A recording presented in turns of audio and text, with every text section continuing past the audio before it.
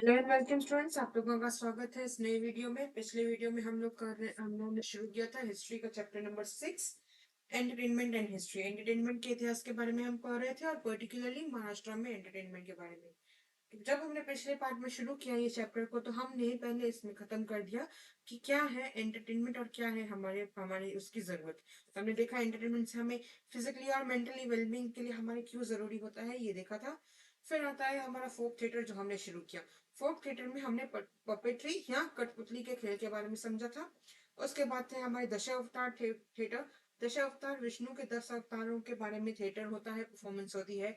और होता है भजन। और लास्ट में था कीर्तन, तो हमने वो खत्म किया था। आगे बढ़ते हैं इसमें। फोक थिएटर में कुछ और भी फॉर्म ऑफ आर्ट है, जैसे कि ललित है, बरूद है, तमाशा है और पावड़ा है। तो वो चारों हम आज इस वीडियो में खत्म करेंगे। पर आपको याद होगा मैंने पिछले वीडियो में कहा था कि ये टेबल मैं आपको अगले वीडियो में समझाऊंगी। तो पहले ये पढ़ लेते हैं। There are two main traditions of kirtan. Kirtan मैंने आपको समझाना शुरू किया था कि कीर्तन एक तरीके का डिवोशनल म्यूजिक है, डिवोशनल संगीत है, जो ईश्वर की आराधना के लिए, उनकी बड़ाई के लिए, उपासना के लिए गाया जाता है। तो नारद मुनि जी ने इंडिया में शुरू किया था और संत रामदेव जी को कहा जाता है जिन्होंने महाराष्ट्र में कीर्तन की प्रथा को शुरू किया था।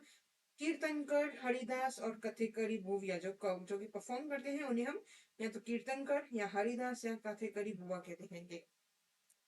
फिर यहाँ पे वापस आते हैं। कीर्तन के दो ट्रेडिशंस, दो प्रथाएं होती हैं।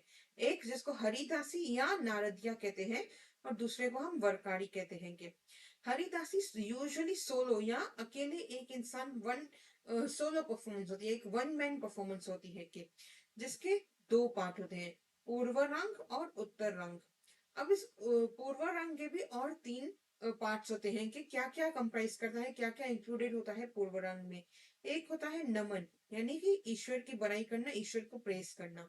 फिर होता है निरूपंख अभंग, यानी कि एक कंपोजिशन, एक ऐसी पंक्ति गाना जो कि हमारे कीर्तन का जो भी मेन थीम हो ना, उस तक लेके जाए। मतलब एक सपोर्टिंग लाइंस की तरह कह सकते हो कि मेन थीम पे कीर्तन शुरू हो उससे पहले वो लाइंस होती हैं जो मेन थीम तक लेके जाती हैं। और फिर होता है निरूपण, जो कि मेन थीम को एक्सप्लेन करने के लिए होता है बेसिकली। तो ये तीन पार्ट हो गए। पहले आपने ईश्वर की बड़ाई की, फिर जिस बारे में आप ये संगीत लिख रहे हो उसका एक इंट्रोडक्टरी लाइंस हो गई, एक कंपोजिशन हो गई शुरुआती। और फिर जो आपका मेन थीम है उसको एक्सप्लेन करने के लिए आपने लास्ट में निरूपण लिखा। ये पार्ट होता है पूर्व रंग का। उसके बाद जो उत्तर रंग होता है ना, वो होता है एक स्टोरी, एक कहानी नरेट करते हो थीम को समझाने के लिए। इससे हमारा जो पूरा नारदीय कीर्तन है वो पूरा हो जाता है। कि क्या क्या था, पूर्वरंग और उत्तरांग। पूर्वरंग के तीन पार्ट्स होते हैं। उत्तरांग बस सिर्फ एक ही चीज होती है, वो होती है कहानी नरेट करना, थीम को समझाने के लिए, संगीत जिस बारे में है उसको समझाने के लिए। वरकारी कीर्तन यूजुअली कलेक्टिव पार्टिसिपेशन से होता है। नारदीय या हरिदासी होते हैं जो वो एक अकेला इंसान जो होता है वो गाता है कि कीर्तन, लेकिन यहाँ पे वरकारी में कलेक्टिव झुंड में लोग होते हैं जो गाते हैं कि कीर्तन को। The players of cymbals also play an important part along with the kirtankar. Kirtankar के साथ सिंबल्स का भी एक इम्पोर्टेंट पार्ट होता है। सिंबल्स कौन होते हैं कि मैंने आपको ये दिखाया था, इसको कहते हैं कि मंजीरा या ताल या इसको कि सिंबल। इस इन इन लोगों का जो ये इंस्ट्रूमेंट प्ले करते हैं ना, कीर्तन गाने वाले कीर्तन कट के साथ साथ सिंबल बजाने वालों को भी, कि ये मंजीरे बजाने वालों का भी एक इम्पोर्टेंट पार्ट होता है वरकारी कीर्तन में। अब कीर्तन जो है ना, सिर्फ ईश्वर की भलाई के लिए या इसके लिए नहीं गाए जाते थे, परमेश्वर के लिए, ईश्वर के लिए नहीं गाए जाते थे। इंडिपेंडेंस के वक्त के दौरान जब इंडिया अपनी आजादी के लिए लड़ रहा था ना, तो उस वक्त ने एक नया टाइप ऑफ कीर्तन शुरू हुआ जिसको राष्ट्रीय कीर्तन कहते थे। जिसका काम क्या होता था, लोगों में कहानियों के जरिए अवेयरनेस क्रिएट करना कि हमारे देश के महान लीडर्स ने इंडिया की आजादी के लिए क्या किया, हमारे साइंटिस्ट ने हमारे देश को क्या दिया। फिर सोशल रिफॉर्मर्स ने हमारे लिए, जैसे सोशल रिफॉर्मर्स में हमारी महात्मा फुले हो गए, सावित्रीबाई फुले हो गई, हमारे डॉक्टर बी आर अम्बेडकर हो गए। उन्होंने समाज को सुधारने के लिए क्या काम किया, उसकी भलाई में कीर्तन गाया जाता था। सिर्फ ईश्वर की भलाई में नहीं, बल्कि कुछ देश के इम्पोर्टेंट लीडर्स के बारे में, इम्पोर्टेंट साइंटिस्ट की भलाई के करने के लिए भी ये कीर्तन गाए जाते थे। इसकी शुरुआत महाराष्ट्र में की थी दत्तोपंत पटवर्धन जी ने। वही एरिया के थे। अब जैसे members of Satyashodhak Samaj founded by Jyotirao Phule also use kirtan is a medium of creating social awareness. जब महात्मा ज्योतिराव फुले अपना सत्यशोधक समाज चलाते थे ताकि वो समाज में सुधार ला सके, तो उन्होंने सिर्फ न्यूज़पेपर का, पैम्पलेट्स का या स्पीच दे के लोगों तक बातें नहीं पहुंचाई कि भाई समाज में सुधार की जरूरत है, औरतों को पढ़ाने की जरूरत है, सती प्रथा को बंद करने की जरूरत है। ये सिर्फ भाषण दे के नहीं किया उन्होंने, उन्होंने लोगों को कीर्तन के जरिए ये चीजें समझाई।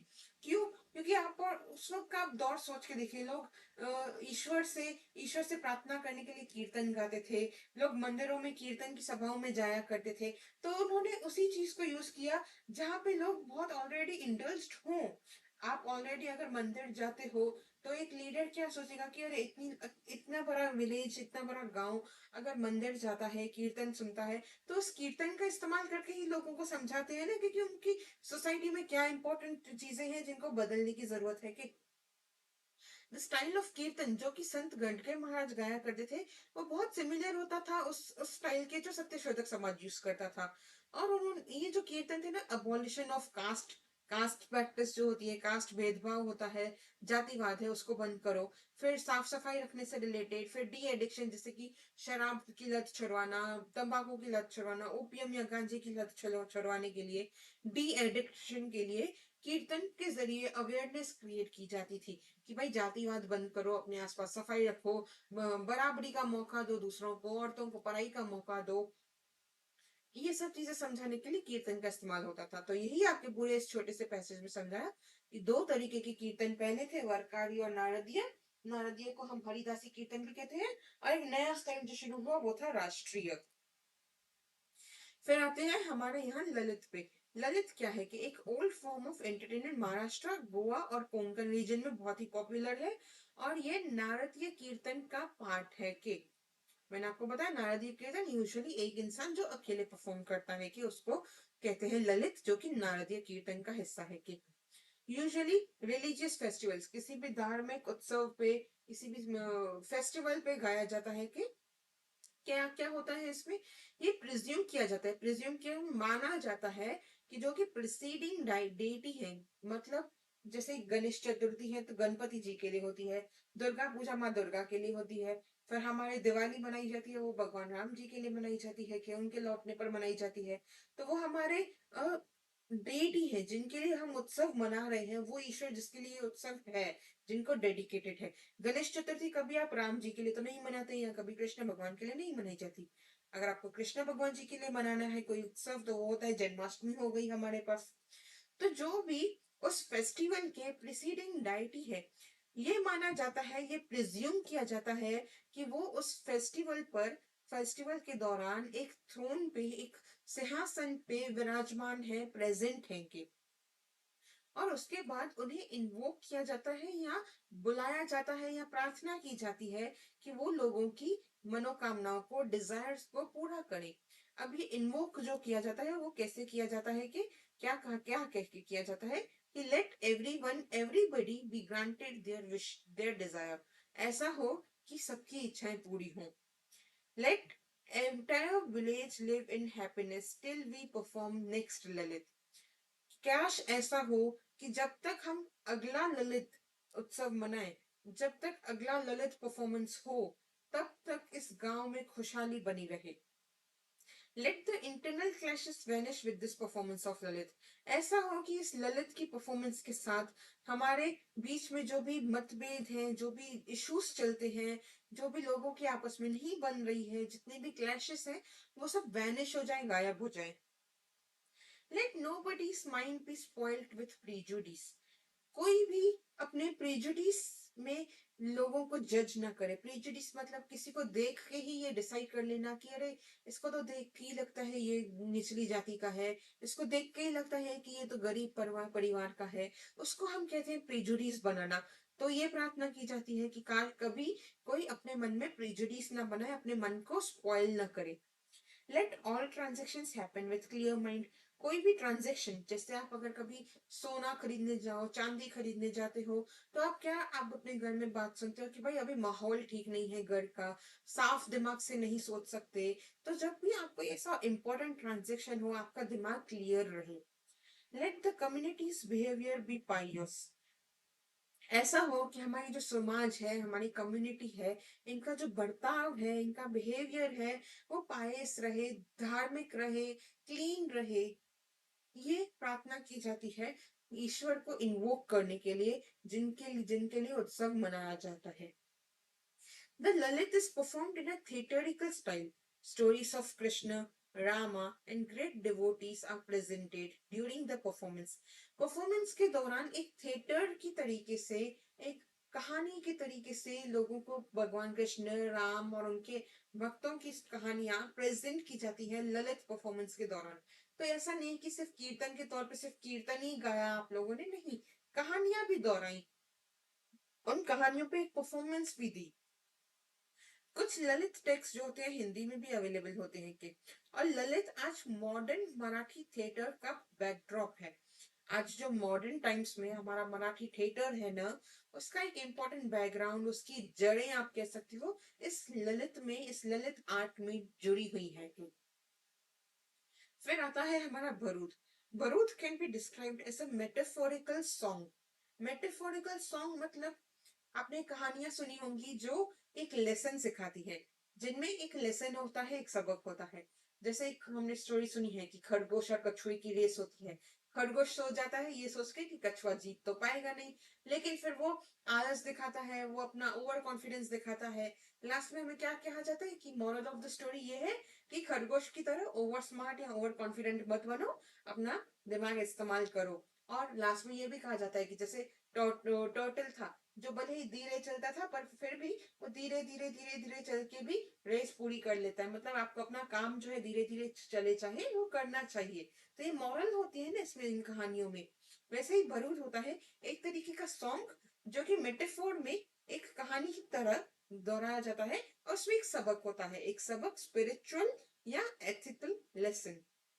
एथिकल लेसन जैसे कि भाई एक संगीत ऐसा गाएंगे जिससे आपको पता चल जाएगा कि अरे इस संगीत में इस पर्सन के बारे में बताया गया जिसने करप्शन किया, जिसने घूस ली, तो उसने फिर उसके साथ ऐसा ऐसा बुरा हुआ, इतना इतना बुरा हुआ, वो पकड़ा गया, जेल में गया। तो मेटाफोरिकल सॉन्ग है।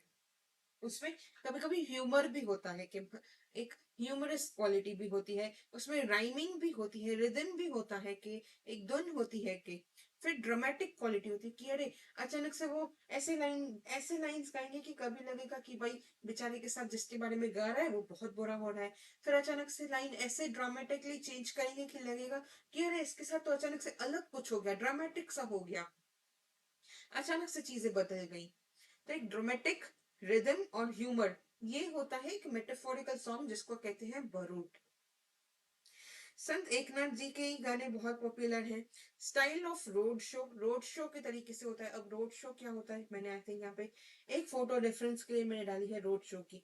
देखो भरूट रोड शो, यहाँ पे आप देखोगे ना, यहाँ पे मैंने पेन नहीं चालू की, यहाँ पे देखो, यहाँ पे आप देखोगे ना, यहाँ पे तो यहाँ पे दो लोग हैं, यहाँ पे कुछ गा रहे हैं कुछ ह्यूमरसली, और यहाँ पे लोग जमा होकर उसको देख रहे हैं। बेसिकली कहाँ पे, बीच रास्ते पे। किसी थिएटर में परफॉर्म करने की जरूरत नहीं है, या सिर्फ मंदिर में ही परफॉर्म होगा ऐसा रूल्स नहीं है कि इसके साथ। दशावतार होता है वो, उसके लिए हमें थिएटर की जरूरत है। कठपुतली शो के लिए हमें छोटा सा थिएटर लगाना पड़ता है, स्टेज लगाना पड़ता है। कीर्तन भजन जो होते हैं वो मंदिर के प्रेमाइस में होते हैं। भरूच जो होता है वो रोड शो की तरह होता है कि। फिर आता है हमारा तमाशा। तमाशा इज अ पर्शियन वर्ड, एक फारसी शब्द है कि जिसका मतलब है प्लीजिंग साइट। प्लीजिंग साइट मतलब जिस जिस साइट को, जिस कह सकते हो व्यू को देखकर हमें खुशी मिलती है, सुकून मिलता है, प्लेजेंट लगता है, अच्छा लगता है कि। Tamasha developed as an independent art form in 18th century. 18th century again 1700s में। ये कभी कभी प्रॉब्लम हो जाता है, 1 मिनट रुक जाना। हो गया फिक्स। ओके, तमाशा 18th सेंचुरी 1700s में ये एक इंडिपेंडेंट आर्ट फॉर्म की तरह डेवलप हुआ। जिसमें से उन्होंने फोक थिएटर और क्लासिकल आर्ट दोनों के कुछ ना कुछ ट्रेड्स, कुछ ना कुछ गुण लिए और उसको एब्जॉर्ब किया, यानी कि मिला लिया। अब मैंने आपको बताया था फोक और क्लासिकल का फर्क होता है। क्लासिकल आर्ट आपको सीखना पड़ता है सालों साल प्रैक्टिस करके, फिर आप परफॉर्म कर सकते हो। जबकि फोक आर्ट होता है वो रीजनल होता है, अपनी फैमिली में अपनी कम्युनिटी में सीख लेते हो उसको, जाकर के प्रोफेशनल से सीखने की जरूरत नहीं होती। तो वैसे ही फोक थिएटर होता है, रीजनल थिएटर जैसे कि दशावतार थिएटर। फिर क्लासिकल आर्ट में जैसे classical dance forms, music forms हो गए, तो वो दोनों का कुछ ना कुछ पार्ट लेके मिला के जो बनाया गया ना उसको कहते हैं तमाशा।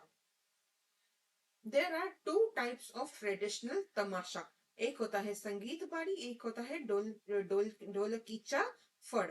Dance and music are more important than drama in Sangeet Bari. अभी तमाशा वर्ड से ही पता चलता है ड्रामा, तमाशा का मतलब ही है ड्रामा। लेकिन जो संगीत बारी फॉर्म है ना, ट्रेडिशन है ना तमाशे का, उसमें डांस और म्यूजिक ड्रामा से ज्यादा इंपॉर्टेंट होता है। Tamasha with drama as main part was developed letter.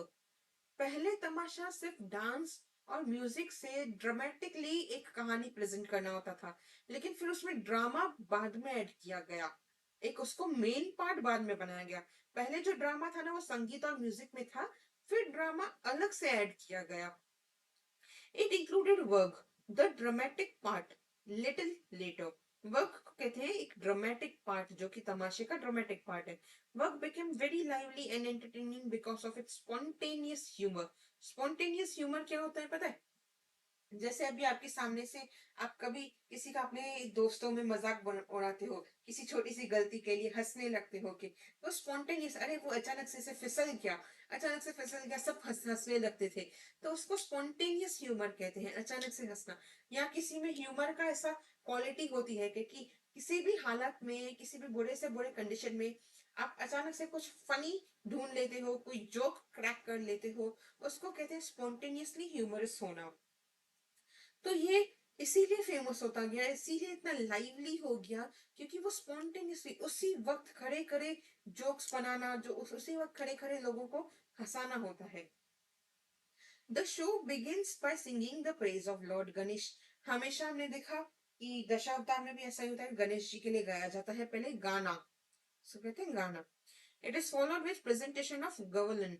गवलन क्या होता है? एक तरीके का कह सकते हो डिवोशनल सॉन्ग होता है, संगीत होता है, मोस्टली जो कह सकते हो गोपियां कृष्ण भगवान के लिए गाती हैं। ग्वालन वही होता है ना, ग्वालन का मतलब है कि जो गाय को पालते हैं, गाय को चराते हैं, उनको कहते हैं ग्वालन। तो ये किसके लिए कहा जाता है? कृष्ण भगवान के लिए। तो वो सॉन्ग्स जो कृष्ण जी के लिए होते हैं, पहले उसको गाया जाता है after singing praise for Ganesh ji. Then the second part of Tamasha presents the work या ड्रामा। अब इनमें से पॉपुलर प्लेज हैं कुछ, जैसे कि विच्छमाझी पूरी करा या गढ़वाचे लग्न। अब ये गढ़वाचे लग्न है ना, ये एक ऑलरेडी मराठी मूवी बन चुकी है इनके ऊपर। ये देखो, ये होता है तमाशा। यहाँ पे आप किसी को देखोगे पीछे एक ड्रामेटिक एक्सप्रेशन है कि एक प्ले परफॉर्म किया जा रहा है, कोई पीछे गा रहा है कि संगीत गा रहे हैं, डांस भी कर रहे हैं और ड्रामा भी करते हैं कि वो होता है तमाशा। ये गढ़वाचे लग्न, ये 2007 में इसको प्ले से मूवी में भी बनाया गया था, तो ये फेमस तमाशा है कि विच्छा मर्जी पूरी करा। ये एक ऐसे थीम पे है कि नेपोटिज्म या करप्शन के बारे में ये प्ले है कि, तो ऐसे प्ले किया जाता था, ऐसा ड्रामा प्रेजेंट किया जाता था जो सिर्फ स्पिरिचुअल या गॉड रिलेटेड या गॉडली नहीं होता था, वो समाज की प्रॉब्लम, समाज के issues, corruption, bribery, even personal life में चल रहे प्रॉब्लम्स, प्रॉपर्टी रिलेटेड इश्यूज पे जो लोग लड़ते हैं, हर एक चीज को आप जो सोच सकते हो अपने लाइफ में, उन सब पे प्ले बनाया जाता था लोगों को कुछ ना कुछ अवेयरनेस के लिए। फिर होता है पावड़ा। पावड़ा एक तरीके का बलाड होता है, एक तरीके की पोयम होती है, dramatic narration of a story, reciting poetry and prosaic extracts. Paoda, Povada narrates great deeds of heroic men, heroes or women, heroic men and women in a very forceful and inspiring style. एक ऐसी तरीके से एक strong story किसी hero की, किसी आदमी की, किसी औरत की, किसी भी हीरोइक एक्ट के बारे में उनकी कहानी को नरेट करना इस तरीके से कि लोग उनसे इंस्पायर हों। The Powada composed by Adnyan Das, a contemporary poet of Chhatrapati Shivaji Maharaj. Contemporary मतलब जब छत्रपति शिवाजी महाराज राज करते थे उस वक्त ही ये अपनी पवाड़ा लिखा करते थे। किस चीज पे उन्होंने लिखा? अफजल खान को मारा था शिवाजी महाराज ने, उसके बारे में लिखा। फिर उन्होंने बैटल ऑफ सिंहगढ़ के बारे में लिखा, कंपोज्ड बाय तुलसीदास। ये बहुत ही फेमस है कि दो फेमस एग्जाम्पल्स हैं पोवाड़ा के। तो एक है अन्नदास का जिन्होंने अफजल खान के, शिवाजी महाराज ने जो अफजल खान को मारा उसके बारे में लिखा। तुलसीदास ने लिखा था बैटल ऑफ सिंहगढ़ के बारे में। अब अंग्रेजों के शासन के दौरान पोवाड़ा क्या नरेट करते थे? उमाजी नायक की कहानी, चापेकर ब्रदर्स के बारे में, महात्मा गांधी के बारे में। During the Samyukt Maharashtra movement, the Povara were used as a medium of creating public awareness. संयुक्त महाराष्ट्र, जब महाराष्ट्र स्टेट के लिए डिमांड चलती थी उस वक्त भी कुछ कई सारे पोवाड़े लिखे गए जो कि एक मीडियम बने, एक माध्यम बने लोगों में अवेयरनेस क्रिएट करने के लिए। देखिए, लोगों को जो पसंद है, जिस तरफ उनका खिंचाव है, उसी का इस्तेमाल कर सकते हो आप उन्हें पढ़ाने के लिए कुछ ना कुछ। अब मैं आउट ऑफ एवरीथिंग अपने कुछ भी कर सकती थी, लेकिन मैं आप लोगों को पढ़ाने के लिए यूट्यूब पे क्यों आई? क्योंकि मुझे पता है कि आप लोग चाहोगे कि आपके पास पढ़ने का कोई ऐसा साधन हो, ऐसा मीडियम हो कि आप अगर ईयरफोन लगा के अपना फोन अपने बैग में या अपने पॉकेट में भी रख दोगे तो भी आप ये लेक्चर सुनते रह सकते हो। आप अगर ट्रेन में ट्रैवल कर रहे हो, बाय रोड ट्रैवल कर रहे हो, गाड़ी चला रहे हो, आप छुट्टियों पर जाते हो लेकिन फिर भी आप पढ़ना चाहते हो, लेकिन आप क्लासेस अटेंड करने अपने क्लासेस नहीं जा सकते, स्कूल जाने का आपके पास किसी रीजन से टाइम नहीं मिलता, आप कवर अप नहीं कर पा रहे सिलेबस का, तो आप किस तरफ मुड़ोगे? यूट्यूब की तरफ मुड़ोगे। इसीलिए मैंने यूट्यूब चूज किया आप लोगों को पढ़ाने के लिए। वैसे ही लोग उन चीजों का इस्तेमाल करते हैं जिस तरफ लोगों का खिंचाव हो। अब जैसे बहुत सारी आजकल मूवीज बनती है कि सोशल इश्यूज वगैरह को लेकर, चाहे वो डाउरी हो, चाहे वुमेन एजुकेशन हो, चाहे मैरिज रिलेटेड इश्यूज पे हो, क्राइम रिलेटेड नए नए क्या लोग क्राइम्स करते हैं उनके बारे में अवेयरनेस क्रिएट करने के लिए कि आप अपने आप को कैसे सेफ रखिए, क्या हो रहा है बाहर, इस अवेयरनेस के लिए लोग फिल्म्स का या शॉर्ट स्टोरीज का या इवन वेब सीरीज का इस्तेमाल करते हैं अलग अलग ओटीटी प्लेटफॉर्म्स पे जो रिलीज होती है। क्यों? क्योंकि आप लोग ओटीटी प्लेटफॉर्म देखते हो। वैसा ही मैंने आपको कहा कि मैं यूट्यूब, मुझे पता है एज अ स्टूडेंट मैंने भी यूट्यूब यूज किया पढ़ने के लिए, तो मैं जानती हूँ कि आप लोग भी अपने बोर्ड्स के लिए यूट्यूब का इस्तेमाल करते होंगे। इसीलिए मैंने ये प्लेटफॉर्म चूज किया आप लोगों को पढ़ाने के लिए। फिर इसके बाद हमारे आगे जो पार्ट है उसमें आता है हमारा मराठी थिएटर, छोटा सा पार्ट है। और फिर है हमारा इंडियन फिल्म इंडस्ट्री के बारे में, इंडियन सिनेमा के बारे में। तो ये दो अलग अलग पार्ट्स में, अलग अलग वीडियोस में आपको बताऊंगी ताकि आपको बहुत मिक्सअप ना हो। लास्ट में हमारे पास यही है entertainment and professional opportunities. Her chapter के एंड में हमारे पास आएगा ही कि हमारे पास करियर अपॉर्चुनिटी क्या है। करियर अपॉर्चुनिटी कैसे? अगर आपको आर्ट के बारे में बहुत कुछ पता है तो मैंने आपको बताया था कि आप टीवी शोज के डिजाइनर बन सकते हो, इंटीरियर के डिजाइनर बन सकते हो, इन ज्वेलरी एंड क्लोथ डिजाइनिंग में भी जा सकते हो। फिर अगर आपके पास एंटरटेनमेंट का नॉलेज है, एंटरटेनमेंट इंडस्ट्री का इतिहास आपको पता है, तो आपको ड्रामा में क्या काम मिलेगा? स्टेज बैकड्रॉप तैयार करने का। वही काम है जो हिस्ट्री ऑफ आर्ट्स में काम आता है। अगर आपको आर्ट की हिस्ट्री पता हो तो वैसे ही आपको यहाँ पे भी काम आएगी। आप स्क्रिप्ट राइटिंग में जा सकते हो, डायलॉग राइटिंग में जा सकते हो के, हिस्ट्री ऑफ लैंग्वेज पता हो, अगर कल्चरल हिस्ट्री पता हो तो। फिर सिनेमा में भी सेम काम है, art of director, movies create करना, बैकड्रॉप डिजाइन करना, कॉस्ट्यूम, एटमॉस्फियर वैसा होना, वैसे ही तरीके से। अब आप देखो, अगर आपको किसी छत्रपति शिवाजी महाराज पे कोई मूवी बनानी है तो आपको मेक श्योर करना होगा कि जिस लोकेशन में आप शूट कर रहे हो वहां पे कुछ भी ऐसा ना हो जो छत्रपति शिवाजी महाराज के टाइम पे नहीं रहा होगा। अब अगर आप छत्रपति शिवाजी महाराज के बारे में शूट करने जाओगे तो आप शायद रायगढ़ फोर्ट में या पुणे जैसी जगहों पे, महाराष्ट्र की कुछ लोकेशंस पे जाओगे, लेकिन आप शायद गोल्डन टेम्पल जैसी लोकेशन पे या आप किसी उदयपुर या राजस्थान के किसी महल में शूट नहीं करोगे, क्योंकि वो एक्यूरेट नहीं है। क्योंकि शिवाजी महाराज जहाँ एक्टिव रहे होंगे, जो उनकी लाइफ में जिन जगहों पर उन्होंने विजिट किया होगा, जहाँ उनका लाइफ के इंपॉर्टेंट इवेंट्स रहे होंगे, जैसे प्रतापगढ़ है, रायगढ़ है, कल्याण है, आप ऐसी लोकेशंस को या तो ऐसी लोकेशन पे शूट करोगे या फिर आप किसी स्टूडियो में उसी लोकेशन को रिक्रिएट करोगे। ये करने के लिए भी आपको इतिहास का नॉलेज तो होना चाहिए। अब अगर आपको इतिहास का नॉलेज नहीं है, आपने कोई लोकेशन रिक्रिएट कर ली और वहां पर आपने समझो किसी कॉफी का मग छोड़ दिया कहीं पे, या आपने कोई ऐसी चीज रख दी कि ऐसा कोई टीवी टीवी पीछे दीवार पे टंगा हुआ है कि दिख रहा है कि टीवी टंगा हुआ है कि, तो वो क्या सच में एक्यूरेट बैकड्रॉप है? तो बैकड्रॉप बहुत मैटर करता है जब आप कोई मूवी या कोई ड्रामा या कुछ टीवी सीरियल बनाते हो, वो भी खास करके किसी हिस्टोरिकल इवेंट के बारे में। क्योंकि ऐसी गलतियां बहुत बार होती हैं कि कई बार आपको दिखेगा कुछ ना कुछ। मैंने भी हाल ही में कोई भी एक ऐसा टीवी शो देखा था, एक ऐसी वेब सीरीज देखी थी कि जिसमें बैकड्रॉप में एक कॉफी का कप, एक टेक अवे कॉफी का कप, जैसे स्टारबक्स के कप होते हैं, वो उन्होंने बैकग्राउंड में दिख रहा है कि वो कप पड़ा है कि, लेकिन वो एक्यूरेट नहीं है क्योंकि हम मध्यकालीन काल पे, मिडाइवल टाइम्स पे वो स्टोरी बेस्ड थी, और वहां पे हमें पीछे दिख रहा है कि वो स्टारबक्स का कप पड़ा है कि, तो वो एक्यूरेसी नहीं बैठती। और उसके लिए हमें यही चाहिए, कोई ऐसा जिसको एक्यूरेटली पता हो कि मध्यकालीन काल में दुनिया कैसी दिखती थी। The scholars of history can work in this field as art director, consultant, या art consultant to art director. To write movie dialogues, knowledge of culture and languages spoken is concerned period is necessary. अब मध्य का, अब जब India में Portugal आए, जब Britishers आए, तब इंडिया में धीरे धीरे करके इंडिया में शर्ट पैंट्स का, इंडिया में सूट का, और कह सकते हो इंग्लिश लैंग्वेज का चलन शुरू हुआ, हैट पहनने का चलन शुरू हुआ। तो क्या आप वो दिखा सकते हो कि मराठा काल में भी हुआ होगा? कि मराठा काल में आप कोई आप बोलोगे क्या कि मराठा काल में आप कैसे दिखा सकते हो क्या कि कोई शर्ट पैंट पहन के खड़ा है? कि नहीं दिखा सकते, क्योंकि वो टाइमलाइन के हिसाब से एक्यूरेट नहीं है, कल्चरली एक्यूरेट नहीं है।